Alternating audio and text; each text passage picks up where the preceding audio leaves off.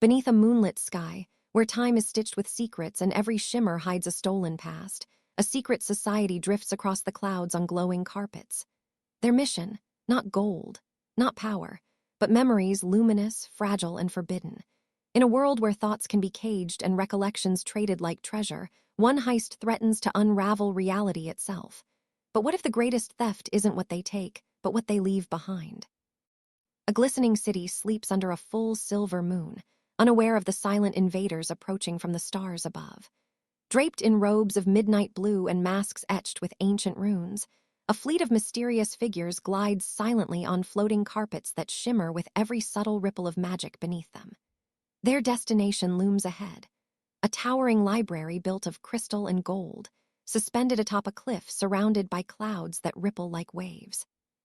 The moonlight clings to its glassy walls, reflecting thousands of shimmering symbols that dance and rearrange with each passing breeze. Every detail of the structure pulses with enchantment, golden spires hum with low magical frequency, and the gates below are inscribed with glowing script that only the initiated can read. The carpets descend slowly, like ghosts approaching a forbidden temple. Their silhouettes stretch across the rooftops, elongated by the eerie luminescence of enchanted lanterns drifting in midair. From above, the library resembles a living mind, its golden domes like neurons, its crystalline bridges like synapses firing with light. The figures float closer in silent formation, the wind sweeping their cloaks dramatically as the entrance unfurls like a blooming flower, revealing a grand vestibule bathed in indigo light. With synchronized precision, they step inside, leaving behind nothing but a ripple in the night sky. But the silence is deceiving. Behind every transparent wall, behind every dancing rune, memories are watching, waiting. Inside, the air is alive. Books float gently like butterflies, flipping pages as if whispering to one another. Light spills through stained glass ceilings, painting the marble floors with kaleidoscopic patterns that shift and shimmer with every movement. Ornate staircases hang suspended in midair, twisting and untwisting, leading everywhere and nowhere at once. The masked intruders split up, gliding silently between rows of levitating tomes and swirling orbs that flicker with faint echoes of laughter, tears, and forgotten lullabies. These are not ordinary books. Each one glows softly, animated by the memories encoded within. When touched, they hum softly and project ghostly scenes from the past into the air like fragile holograms. One figure hovers beside an orb the size of a heart, its center swirling with images of a family gathering, joy, warmth, nostalgia captured forever. The figure pauses, emotion flickering beneath the mask before moving on. From the upper levels, golden light pours through enchanted murals, painted scenes that shift depending on who looks at them. Shadows stretch and bend as the group approaches the inner sanctum, a chamber where the rarest orbs are stored. Each orb is protected by rings of floating runes that orbit like electrons, casting protective spells impossible to break unless you know the forgotten words. Footsteps make no sound. Only breath, quickened by adrenaline and awe, breaks the heavy silence. Then, as a whisper of wind stirs the hanging tapestries, the room changes. The library senses them, and it begins to awaken.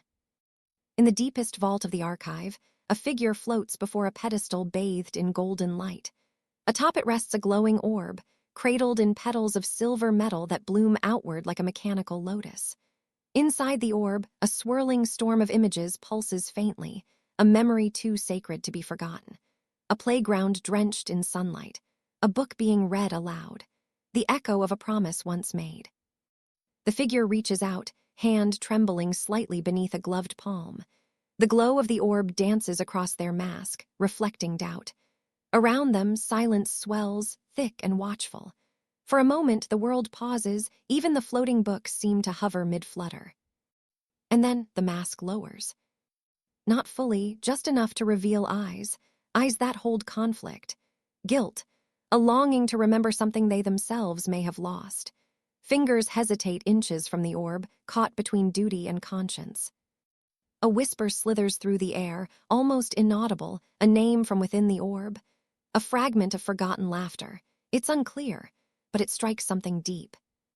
The figure pulls their hand back. But it's too late. Behind them, the runes flare red. An alarm ignites, not a sound, but a vision. Symbols explode midair, swirling and spinning with the urgency of fire. From every shelf, every page, every inked word, protectors rise.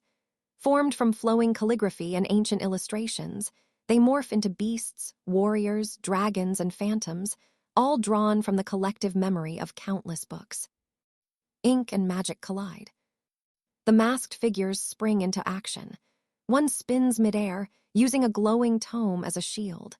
Another leaps between floating staircases, flinging enchanted quills like darts that freeze the guardians in glowing cages. But they're outnumbered. The library has an infinite imagination. A colossal beast made of torn pages lunges forward, its roar silent but deafening to the soul. A figure hurls a glowing orb not to attack, but to illuminate. The memory inside floods the room, momentarily distracting the guardians with a projected scene of peace. A sunrise, a reunion, a silent apology. In that instant of hesitation, the group breaks through, storming toward the nearest exit, a shifting window of light high above. Books crash around them, staircases collapse and rebuild themselves as the walls twist into impossible angles.